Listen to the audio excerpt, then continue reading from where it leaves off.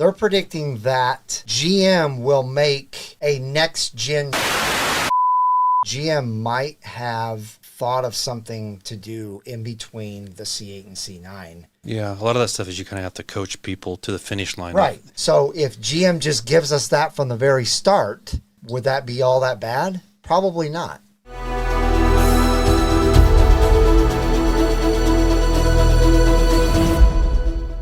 And then last but not least, this is going to be part of the main subject, but it is a Corvette Blogger article, so I figured I'd bring it up. Autoforecast. Have you ever heard of Autoforecast, either one of you? Nope. I had never heard of them either. Okay, so yesterday it was on Autoline Daily. There's an Autoline Daily podcast that I listen to when I'm working out or doing stuff, and it's just news for the day. And Autoline came out and broke the story that that this Autoforecast Solutions group came out and made predictions, and they apparently predicted the C8 pretty well in 19 and 20. Well, that's what this is all about. Yeah, so go ahead. Tell everybody what maybe people haven't seen or heard that yet. I was very surprised. This Autoforecast Solutions has had a good track record for predicting the next gen. They actually predicted the C8 to come out exactly when it was supposed to, but because of the strike, if you guys remember, we had a strike right in, I think it was October of 2019. If the strike wouldn't have happened, they would have been 100% correct, but obviously it I don't know who they are. Who are these people? Yeah, I've never heard of them. But they're predicting something totally different now. They're predicting that GM will make a next-gen C8 before they make the C9, and that'll happen in 2029. What does that mean? Well, the article's really good. And they're not even calling it a C9. They're saying the words that they use was the next C8 gen, right? Is the words that they used. Mm-hmm. So it's not even being called a C9, but who knows? It's 2025. I mean, I guess they sorted that with a C3, right? It changed. No, the body changed. The body did change after. But they didn't call it a new generation, really. No. But is there any other generations that they've done that? They didn't do it in the C6 or C7 or. Well, they changed up the body a little bit. I mean, I guess C4. Yeah. But the point is that they're saying that they're calling it the next Corvette is coming out in 2029. Right. They name a month that it's going to be produced in, and they name the factory that it's going to be produced at, which is. Right. Bowling Green.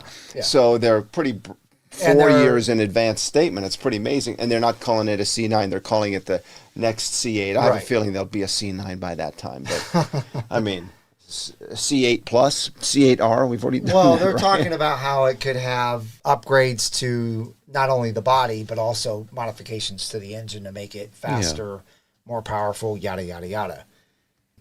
They also talk about... an EV rumor that was out there. They talk about the SUV. Possible SUV, 2030. Yeah, 2030. So who knows? But what it got me thinking, and we'll get into this in the main subject, but it got me thinking that GM might have thought of something to do in between the C8 and C9 to give them more time for the C9. Like a refresh, a Texas Clay. Well, right. It's just a refresh. But we're getting a refresh right now with 2026 for the interior. Yeah. And maybe a Grand Sport coming out, right? Yeah. But maybe they've decided to give us a huge refresh on the body to keep us in the ice world engaged. Maybe keep ice going a little bit longer. I think they're trying to keep us engaged with the C8 because they know that we're okay with it going X amount of years, but then eventually it's going to get old to people. They're going to be like, okay, we're done with the C8. Give us a C9. Well, if we get to 2029, that's going to be 10 model years of that C8 they're made. Which is nothing compared to the C3 and C4. Yeah, I know, but it was just a different time back then. The C3 went from 68 to 82. I mean, and then the C4 went from 84 to 96. So you had two cars in... 30 years? I mean, it's crazy. That's crazy. That was back when the competition is so much greater. The interest, I don't know what it is. What's the difference? Maybe people can, what's the difference between now and then? But I don't think the C8 can, I mean, look, we're already seeing the C8 kind of staying on lots now, and it's taken a while to sell. how long can that C8 last before somebody needs a new shiny thing in their driveway, a new shiny new... That's what I'm saying. I think people are starting to get a little bit like antsy about what's next, because I've had the C8, I've had the Z06, I've had the E-Ray, usually they are getting another generation coming out by now, or at least announced by now. We've all thought, though, that it would probably be a while before they did that, because they have so many models of the C8 that they're bringing out. If we're correct, there's 2 more models still to come out, 2 more versions, the Grand Sport and the Zora, fresh, right? whatever the Zora is going to be called. The ZR1 still hasn't hit the streets, so we still haven't seen those out on the streets yet.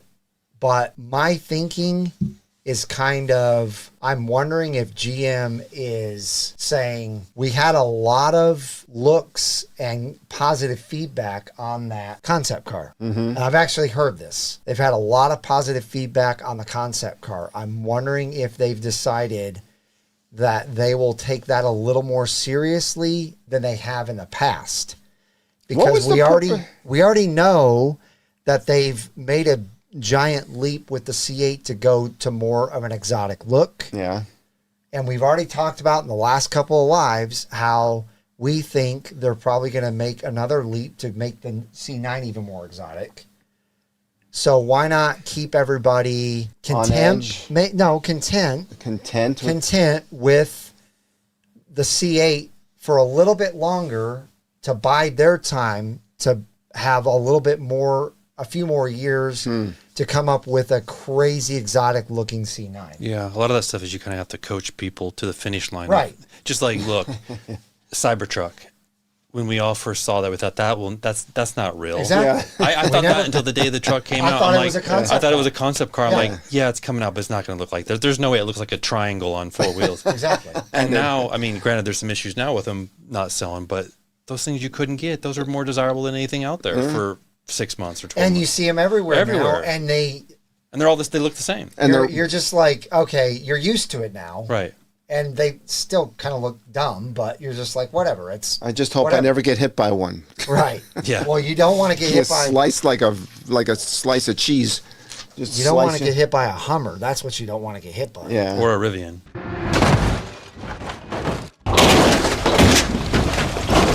Yeah, or a Rivian. But I think the Hummer's the heaviest out of all of them. The Rivian is way heavier than you think. It's like 9,000 pounds. Oh, okay. So and you look at that thing, you're like, it's not even big compared to the Hummer. No, it should be like 5,000 pounds, if that. Oh my gosh. But the something about the Cybertruck just looks like it would hit you and just slice you in half with those sharp edges. I mean, there's just so many sharp edges. The Cybertruck. The Cybertruck. It's just like it would slice. It's just like, and they show it hitting other cars, and it just doesn't bend and break like some. It's crazy. But anyway, yeah, that's interesting. I just don't understand why they released that when they did. But you know what though, John Perkins had a good comment. I remember that car came out. The Cybertruck is as ugly as the Pontiac Aztec. Yeah. I can remember watching. I don't know why it sticks in my brain. Breaking Bad. No. Oh. Watching Price is Right. Come on down. Way back in the day. Yeah. And they had one of those come on like, and it's a new Pontiac. And the guy was like, what the hell is that? I don't want that. He almost like didn't even want to win it. Yeah. It was that the bad. Aztec. That's right. Yeah, the Aztec was horrible. They said it was a combination of the Pontiac Aztec and there was another car. It was a joke that the Cybertruck was a Pontiac Aztec and a something else, like had babies and had the Cybertruck. But anyway, why did they release that video? Why did they release those? What video? What are we talking about? Are you talking about the Corvette? Yeah, why did they release that now? I think they did that to take temperatures. They can't even get the darn ZR1 built and they're releasing... But remember, GM is already driving a C9 around.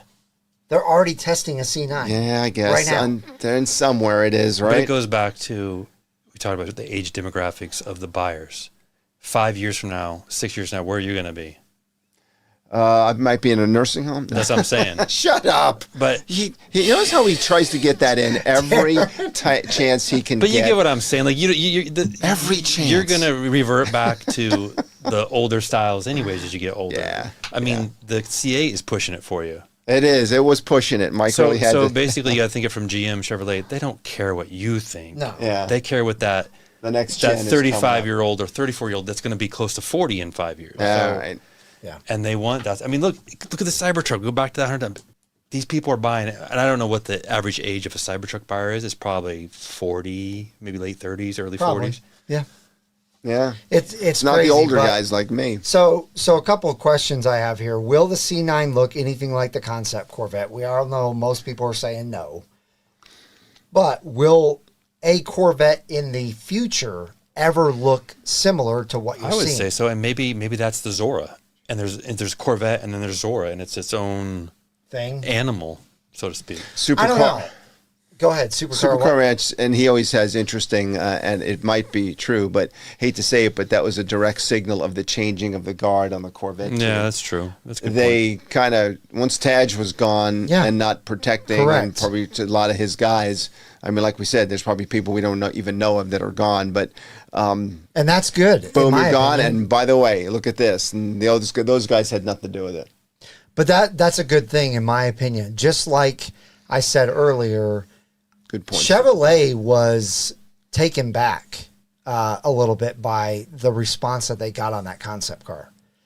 Kind of the same way that they were somehow taken back that everybody wanted high wings on a ZR1. I thought you were kidding! I thought it was a joke!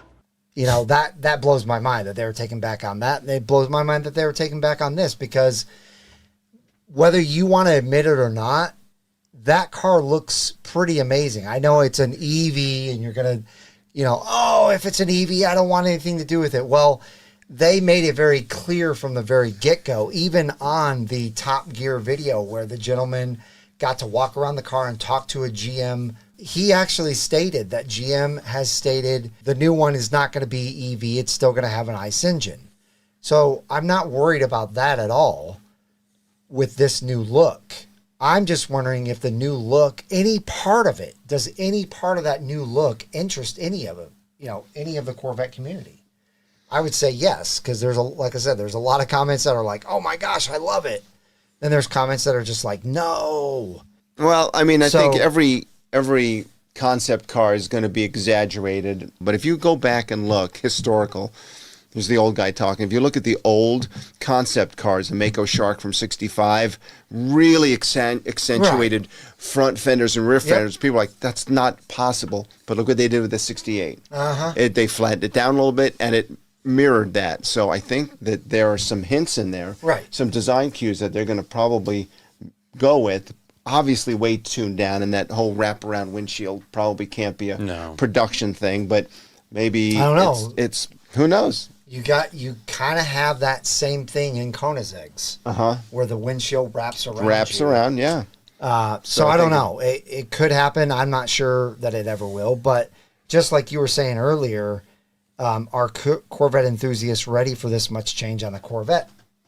They might not be yet, but as you said, maybe GM is conditioning us little by little to, and then all of a sudden they throw this at us to see how we react.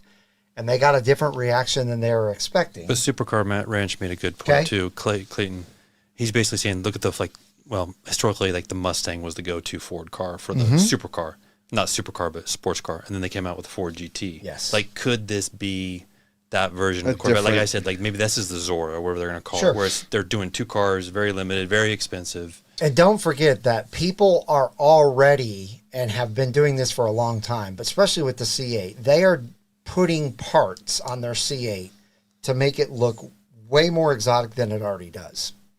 So, and they've been, like I said, they've been doing this for quite a while, but it's really cool to see the way that these companies, these aftermarket companies, have come out with parts that make the C8 look even more like a Ferrari or a Lamborghini or a McLaren.